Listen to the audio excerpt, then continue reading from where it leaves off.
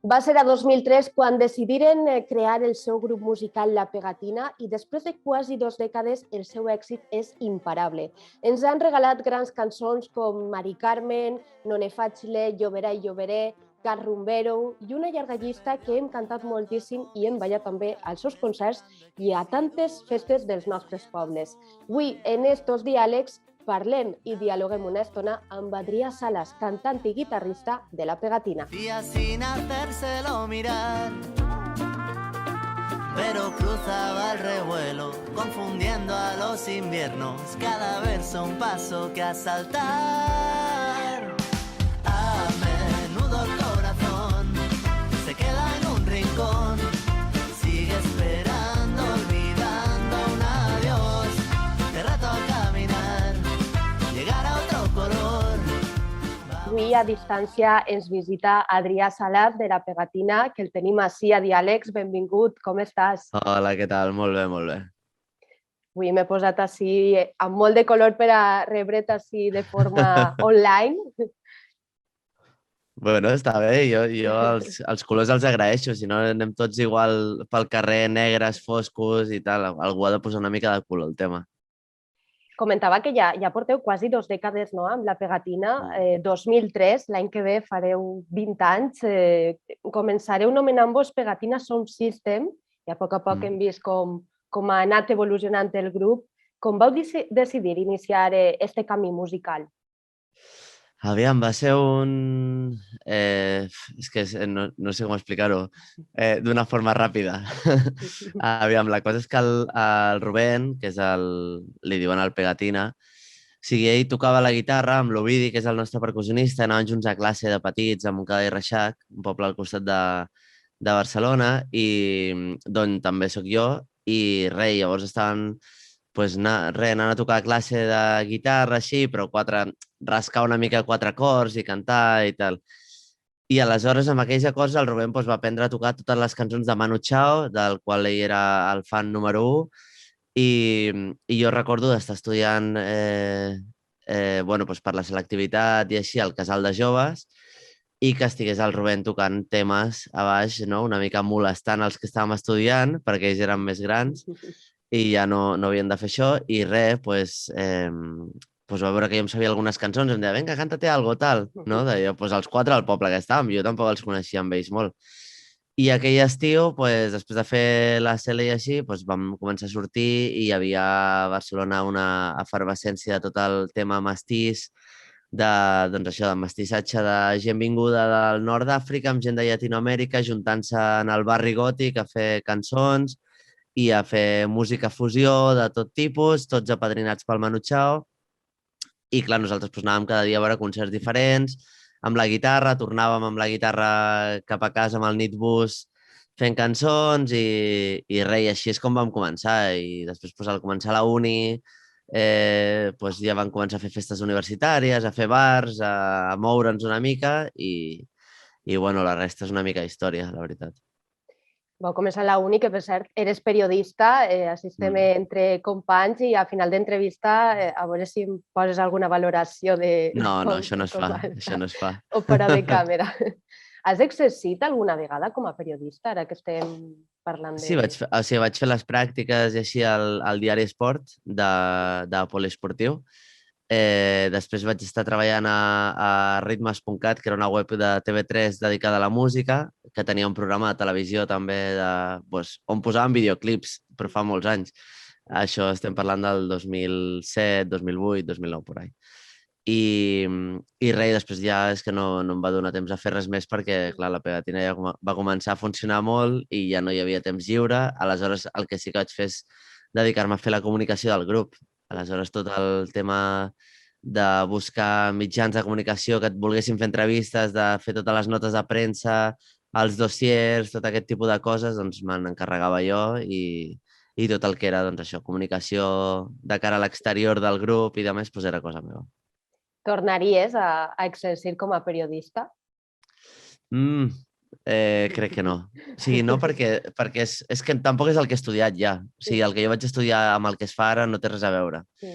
Aleshores, no crec que ara m'atregui tant com aleshores, no? O sigui, a mi el que em feia gràcia, a banda de que em semblava que periodisme era una professió per entendre el món a nivell global, que això sí que pot ser que encara ho segueixi sent, no? D'entendre com funciona una mica tot, però el tema ja escriure, depenent dels likes que puguis tenir i tot això, perquè tinc col·legues que treballen i tenen una llista ja de quins companys tenen més o menys visites i d'això depèn el que cobren, no? I aleshores això em sembla que no funciona així. A mi em van ensenyar a fer els titulars amb objectivitat i això justament és tot el contrari ara mateix, amb la qual em sentiria fora una mica de tot això. A mi també m'han ensenyat els titulars amb objectivitat.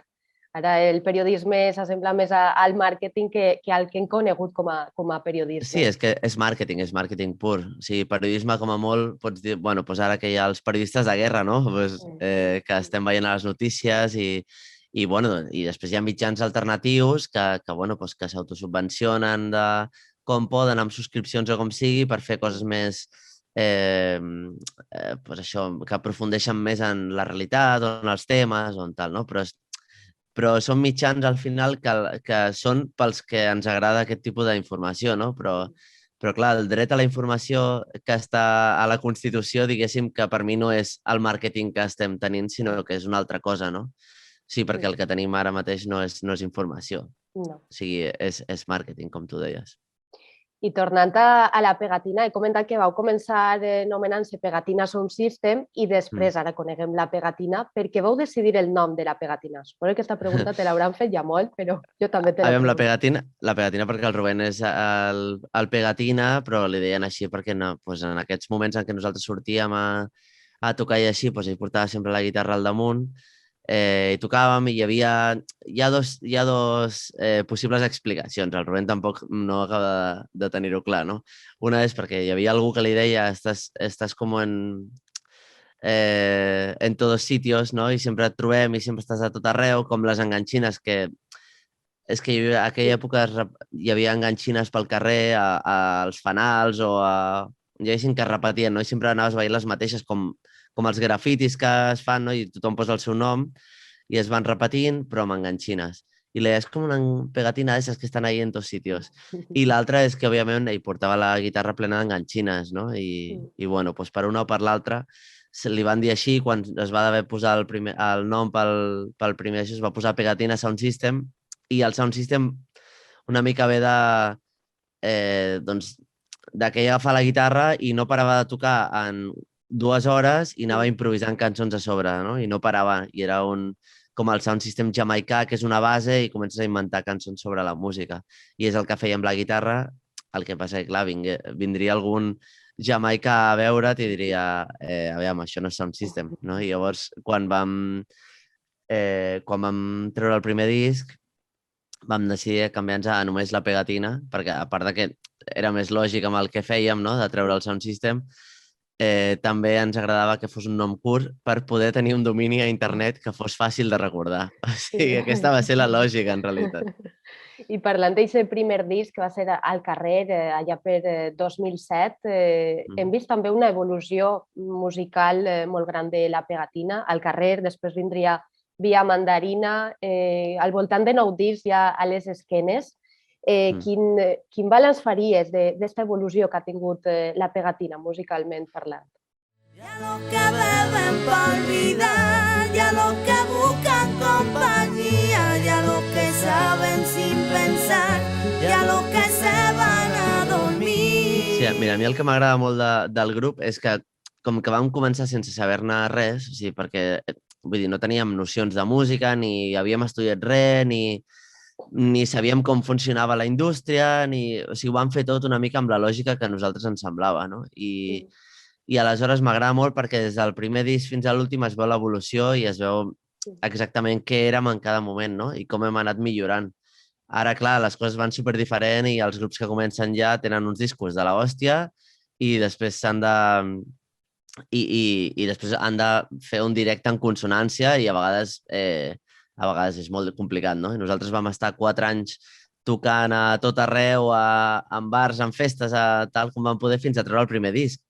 I jo recordo quan vam treure el primer disc, el baixista que teníem aleshores, que just ens va deixar per quan el vam anar a gravar, doncs ens va dir que estàvem enganyant a la gent, que nosaltres no érem tan bons com aquell disc. I clar, mires aquell disc i, home, doncs ens agrada perquè som nosaltres i som nosaltres de joves i doncs és un retrat de l'època, no? És com una foto, però evidentment, clar, hem millorat moltíssim, no?